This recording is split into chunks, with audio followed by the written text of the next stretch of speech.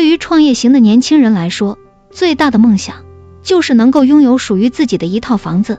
大城市买不到，小城市扎根也是很幸福的一件事。所有在他们眼里，攒钱就是为了买房，总不能一辈子给房东打工吧。然而在故乡别来无恙中，苟丹丹却是个例外。她虽说买不起大城市的房子，但租房从来都不会亏待自己。苟丹丹打拼的城市是上海，那房价肯定是不敢想象的。可作为视频博主，本身收益就很乐观，再加上男友是开公司的，两人虽说买不起房，但租一个好点的房子是没有任何问题的。而且他们在选好位置之后，还花了大价钱装修。先不说房东占了多大的便宜，关键这是打工人会干的事情吗？更何况装修不是小事，没有个20-30万是不可能完成的。还有家具什么的，肯定得换新的，那都是不小的开销。可苟丹丹夫妇还是把出租房布置的像模像样，这样是他为何不愿买房的原因。因为在他看来，只要跟爱的人在一起，住出租房也无所谓。谁能想到那个渣男竟然会背叛自己呢？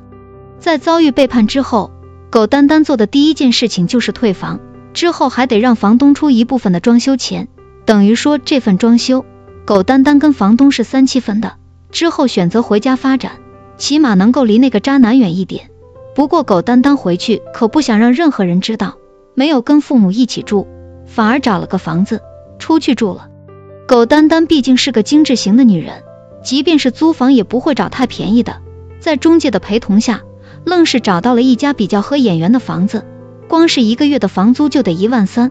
苟丹丹倒也爽快，直接付了2年的房租，这可是30多万呀。就算房东能够稍微便宜一些，那没有个几十万是不可能租得下来的。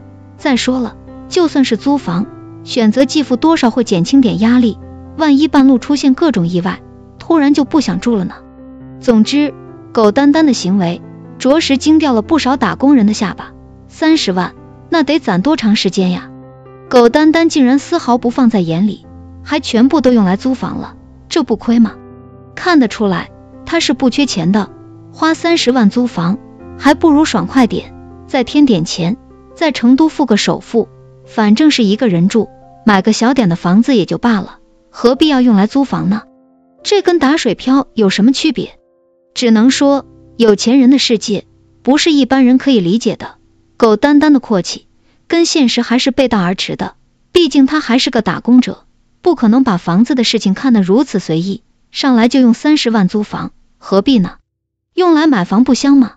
就算他觉得这钱晦气，也不该如此草率的对待，看着着实让人心疼。不过苟丹丹这个人主打的就是一个随性，可能他的这种生活方式本就非与常人吧。